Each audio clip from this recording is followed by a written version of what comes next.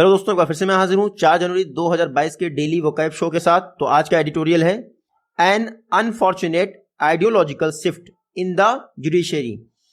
Judiciary में जो अनचाहा या फिर अमान्य आइडियोलॉजिकल शिफ्ट हो रहा है उसके विषय में आर्टिकल है द हिंदू का।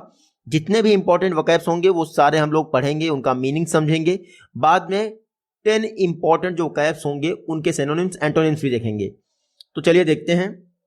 यह है हमारा article an unfortunate ideological shift in judiciary. जो न्याय व्यवस्था में एक अनफॉर्चुनेट विचारात्मक शिफ्ट हो रहा है उसके विषय में राइटर जो है आर्टिकल को लिख रहा है। A recent speech by a जज of supreme court has serious legal and political connotations. हाल ही में एक रिसेंट स्पीच दी गई है सुप्रीम कोर्ट के जज द्वारा जिसके कई सारे सीरियस लीगल और पॉलिटिकल कनोटेशंस यानी संकेत मिलते हैं। तो जो सुप्रीम कोर्ट के जज ने स्पीच दी है उसके कानूनी और राजनीतिक संकेत बहुत व्यापक हैं और ये काफी ज्यादा सीरियस हैं। A speech by justice A Abdul Nazeer of the supreme court of India has evoked vibrant discourse in legal and political circles. जो ये जस्टिस एस अब्दुल नजीर द्वारा स्पीच दी गई है, ये सुप्रीम कोर्ट के जज हैं, इसने एक नई बहस छेड़ दी है लीगल और पॉलिटिकल सर्कल्स में। वाइब्रेंट डिस्कोर्स मतलब कि ये जो बहस छेड़ी गई है इसके काफी खतरनाक परिणाम हो सकते हैं। इवोक में मतलब होता है दुखद, मतलब कि आप इमेजिन करके कुछ सोचते हैं कि भैया इसका ये प्रभाव हो जाएगा, तो उस टर्म में किया जाता है हमारा इवोक का यूज। ठीक है, तो गंभीर चर्चा छेड़ दी है लीगल और पॉलिटिकल सर्कल्स में एस अब्दुल नजीर की क्या स्पीच ने। अ जज spoke in Hyderabad on the topic decolonisation of the Indian legal system. ये जो एस अब्दुल नजीर थे ये हैदराबाद में एक टॉपिक पर बोल रहे थे, decolonisation of the Indian legal system. और इस पर बोलते हुए ये क्या क्या बोल गए हैं वो देखने की बात है। और ये काफी सीरियस एलिगेशंस लगाए हैं। एलिगेशंस नहीं, मतलब डिस्कशन हुआ है इस आर्टिकल में राइटर के द्वारा, और वो मेरे ख्याल से वो सही भी है। हालांकि द हिंदू लेफ्टिस्ट एक तरह से देखा जाए तो हमारा न्यूज़पेपर है और इसमें जो गवर्नमेंट है वो राइट विंग की है, तो कभी भी आप गवर्नमेंट की बड़ाई करते हुए द हिंदू को नहीं सुनेंगे। जो एस अब्दुल नजीर हैं उन्होंने कहा कि हमें अपनी लीगल सिस्टम का इंडियनाइजेशन, भारतीयकरण करना चाहिए। क्यों? आज भी हम कॉलोनियल एरा के जो कानून है उनका यूज कर रहे हैं, ऐसा कहना है एस अब्दुल नजीर का। तो ये लाइन पढ़ने के बाद आपको लग रहा होगा कि भैया ठीक ही तो कह रहा है, गलत क्या कह रहा है। लेकिन अब देखिए राइटर ऐसे एग्जाम्पल देगा कि आपको लगेगा कि हाँ भाई राइटर भी अपनी जगह पे सही है। एस अब्दुल नजीर के विषय में राइटर लिखता है ही लैमेंटेड, उन्होंने विलाप किया, अपना दुखड़ा रोया कि आज भी हम इंडिया के जो प्राचीन लीगल सिस्टम है, जैसे मनु संहिता हुई, कौटिल्य का अर्थशास्त्र हुआ, याज्ञवल्क्य की संहिता हुई, उसको हम फॉलो नहीं कर रहे हैं।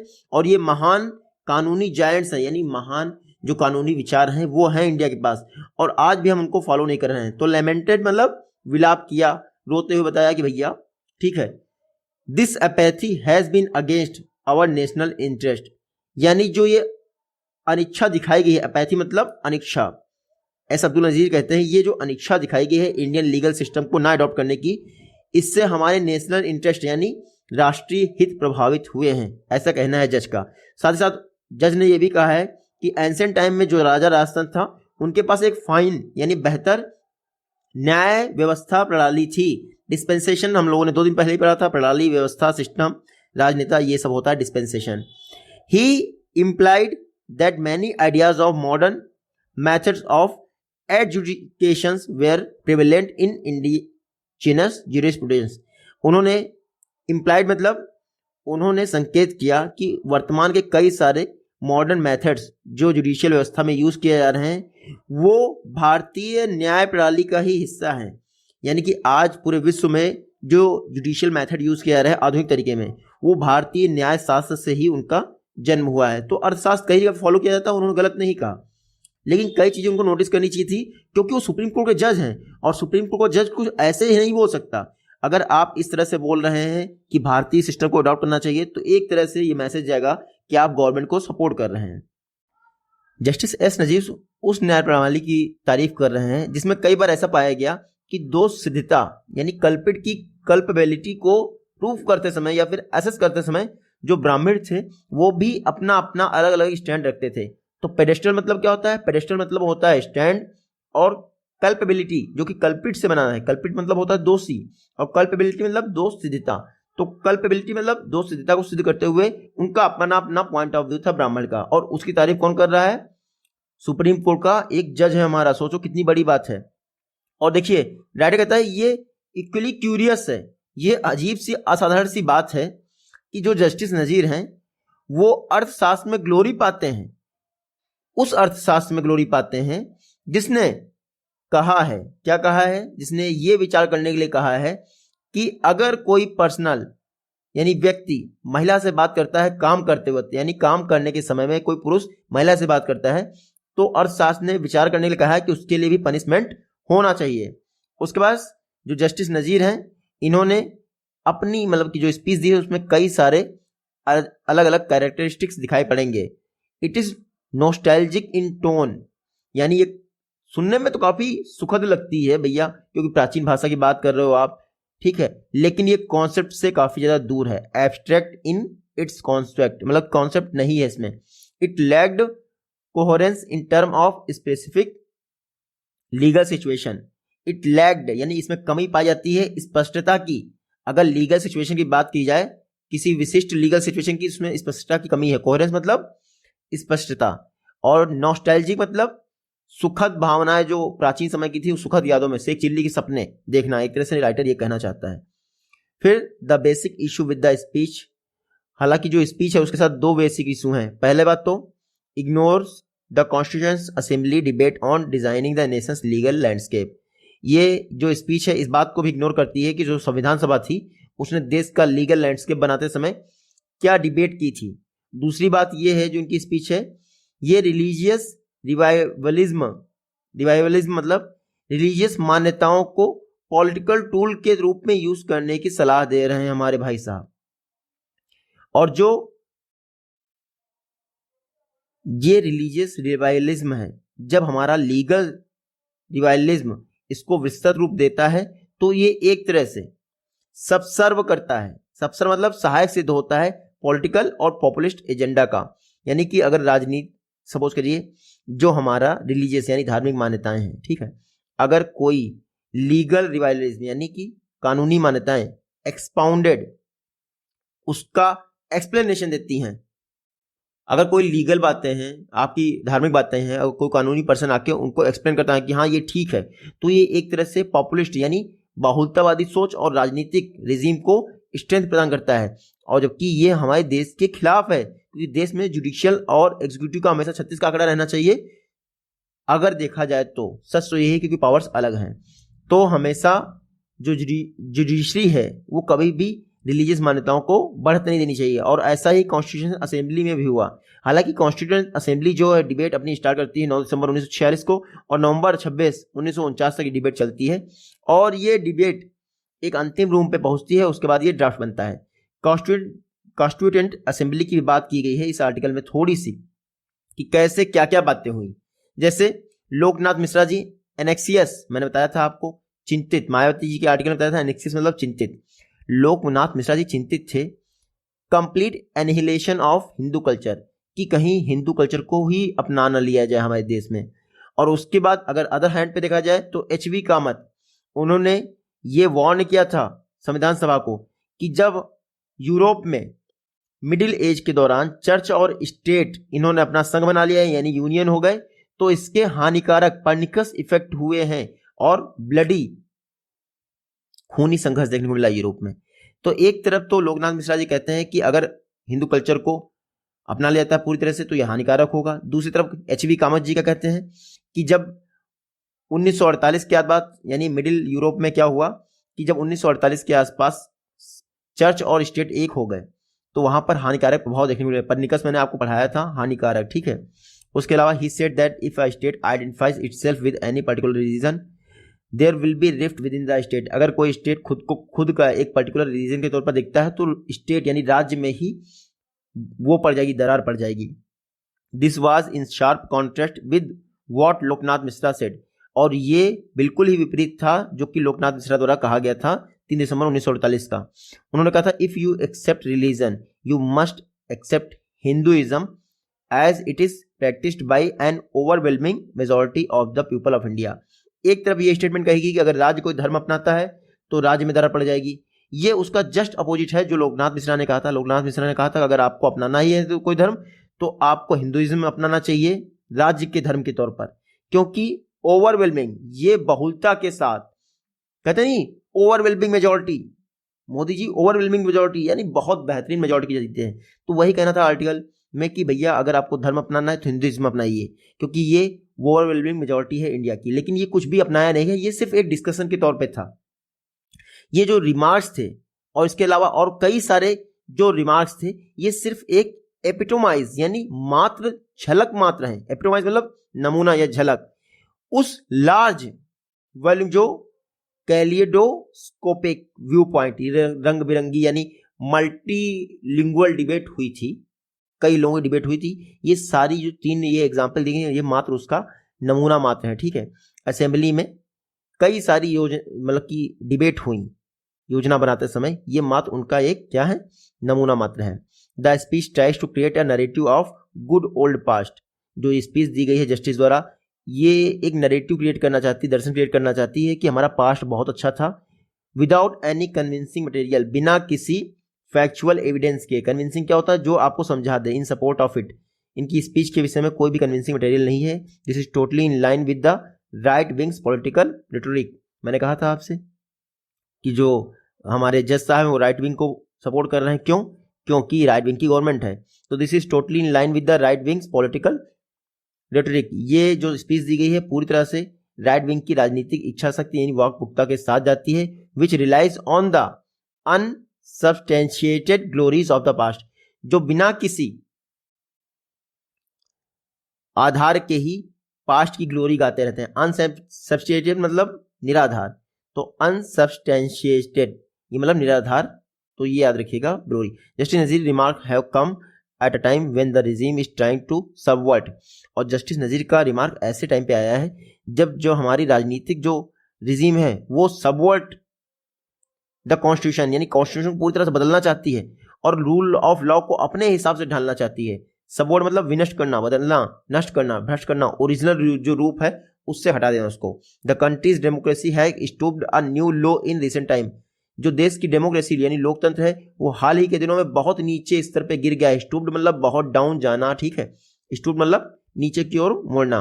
Hate speech has become a prominent mode of articulation. जो हेट स्पीच है, नफरत की राजनीति है, वो हाल ही के दिनों में अभिव्यक्तिकरण के यानी जब आप बंदा बोलता है तो हेट स्पीच को संविधान के आर्टिकल 19 के तहत बोलने की स्वतंत्रता के तौर पर उसने बोला है कि भैया हमें बोलने की स्वतंत्रता है, और बोलता क्या है, hate speech in the country which is abetted by selective invocation and non invocation of the penal law. Abetted मतलब सपोर्ट, तो पर्सन बोल रहा है पहली बात तो क्या अभिव्यक्ति की आजादी के तौर पर बोल रहा है हेट स्पीच, और बाद में कहता है ये हेट स्पीच जो है इसको सपोर्ट भी प्राप्त है कभी इनोवेशन यानी नेचुरल या फिर नॉन इनवोकेशन पीनल लॉ। जैसे हम गलत बोलते हैं किसी के बारे में और फिर बोलते हैं कि हमें आर्टिकल 19 के तहत क्या बोलने की आजादी प्राप्त है। When the constitution become the most effective tool against electoral autocracy. हालांकि जब कॉन्स्टिट्यूशन है संविधान है वो इलेक्टोरल चुनावी निरंकुशता यानी जो चुने गए लोग हैं उनकी निरंकुशता के खिलाफ एक इफेक्टिव टूल है। ऐसे में किसी जस्टिस नजीर यानी किसी नहीं, जस्टिस नजीर जैसे लोगों की स्पीच सिर्फ क्या करेगी, कॉन्स्टिट्यूशन की वैल्यूज को फलता फूलता हुआ नहीं देख पाएगी यानी रिस्टोर नहीं कर पाएगी, ठीक है।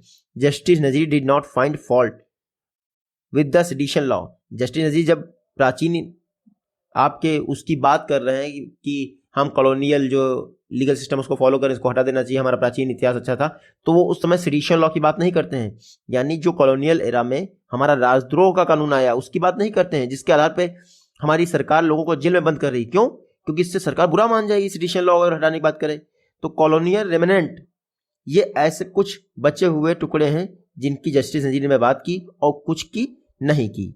तो ये हमारा आखिरी लाइन है, दी quintessential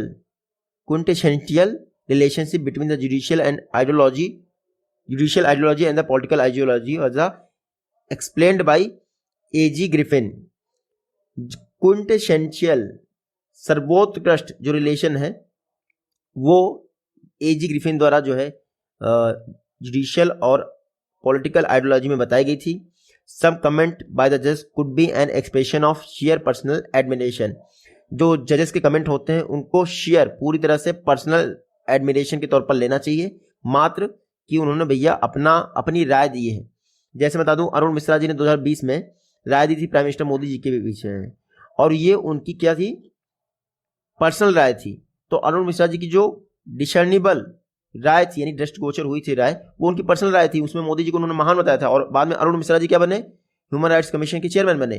तो जजेस की राय को इतना सीरियस नहीं लेना चाहिए, कहना है राइटर का। राइटर सोच रहा है कि भैया एडिटोरियल पढ़ के कहीं कोई जजेस की राय को सीरियस न ले ले।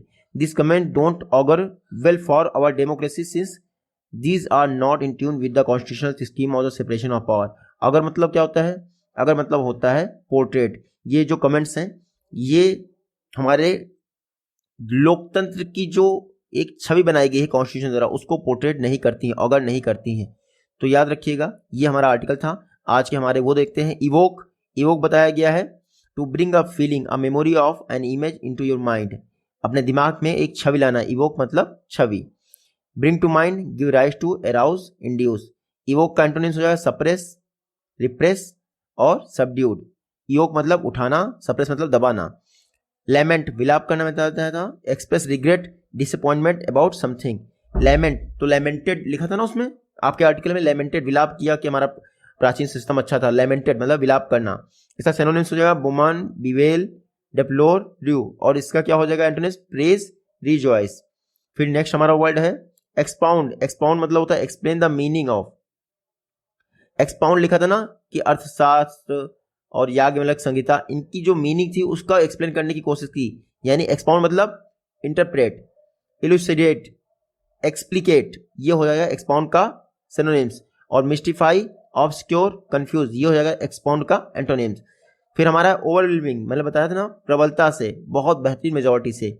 ओवरवेलमिंग मतलब बहुत ज्यादा, enormous, immense, huge, tremendous, profuse, ये हो जाएगा ओवरवेलमिंग। इसका एंटोनिम्स है स्मॉल, इनसिग्निफिकेंट, ट्राइबल, लिटिल। ठीक है, ओवरवेलमिंग का एंटोनिम्स। फिर सबवर्ड, सबवर्ड मतलब क्या होता है, अंडरमाइन। सबवर्ड मतलब नीचे ले जाना। Subword, undermine the power authority of. देखिए पहले से जो कॉन्स्टिट्यूशन की जो अथॉरिटी थी उसको सबवर्ड कर रहा था। इनका ये विचार, एस नजीर जी जो बोल रहे थे, ये पॉलिटिकल एथियोस से क्या सबवर्ड था, अलग था बिल्कुल।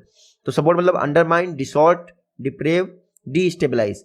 सबवर्ड का उल्टा यानी एंटोनिम्स हो जाएगा इंप्रूव, इनहांस, स्ट्रेंथन, अपलिफ्ट। ये याद रखिएगा। अब यहाँ पे हम इतना तेज क्यों पढ़ते हैं, क्योंकि हमने संविधान में इसको मतलब कि जो हमारा आर्टिकल है उसमें ढंग से पढ़ लिया है। थ्राइविंग एक एडजेक्टिव है। थ्राइविंग का मतलब होता है strong, healthy, continue of, strong बने रहे। थ्राइविंग मतलब flourishing, prospering, blooming, progressing, advancing. तो थ्राइविंग मतलब फ्लरिशिंग। और इसका उल्टा है फॉलिंग, डाइंग, डिक्लाइंग और लैंग्विशिंग। तो थ्राइविंग मतलब क्या, फ्लरिशिंग, लगातार आप स्ट्रॉन्ग बने रहें। फिर क्विंटेसेंशियल, क्विंटेसेंशियल, अच्छा ये क्विंट एसेंशियल है, मैं एक साथ में पढ़ रहा था इसलिए। क्विंट एसेंशियल मतलब सर्वोत्कृष्ट, एसेंशियल मतलब कृष्ट, उत्कृष्ट, और क्विंट एसेंशियल मतलब सर्वोत्कृष्ट। तो representing the most perfect and typical example of quality और क्लास। तो जो एमजी ग्रिफिन ने दिया था एग्जाम्पल, वो सर्वोत्कृष्ट यानी क्विंट एसेंशियल एग्जाम्पल था जुडिशियल और एग्जीक्यूटिव के बीच में पावर सेपरेशन का। क्विंट एसेंशियल मतलब सर्वोत्कृष्ट, टिपिकल, आर्चेपिटियल और स्टीरियोटाइपिकल, कन्वेंशनल। उसके बाद क्विंट एसेंशियल का एंटोनिम्स हो जाएगा एबनॉर्मल, एटाइपिकल और अनयूजुअल। हमारा 8th है शेयर। शेयर मतलब पूर्णतया या फिर मात्र।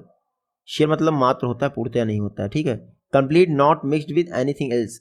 तो जो शेयर रिव्यू आता है जजेस का प्राइम मिनिस्टर मोदी के विषय में, उसको मात्र इतना लेना चाहिए कि कंप्लीटली नहीं लेना चाहिए। ठीक है, तो utter, complete, absolute, total, downward throw, तो वो उनका है। मतलब देखिए राइटर का कहना मतलब था जो जजेस पॉइंट ऑफ व्यू देते हैं वो शेयर उनका ही है, कंप्लीटली उनका है, पूरी दुनिया का नहीं है। तो शेयर रिव्यू। ठीक है, शेयर का उल्टा हो जाएगा antonyms incomplete, partial, limited, fractional. ठीक है, नेक्स्ट हमारा डिसर्निबल। डिसर्निबल मतलब प्रत्यक्ष, that can be recognised and understood.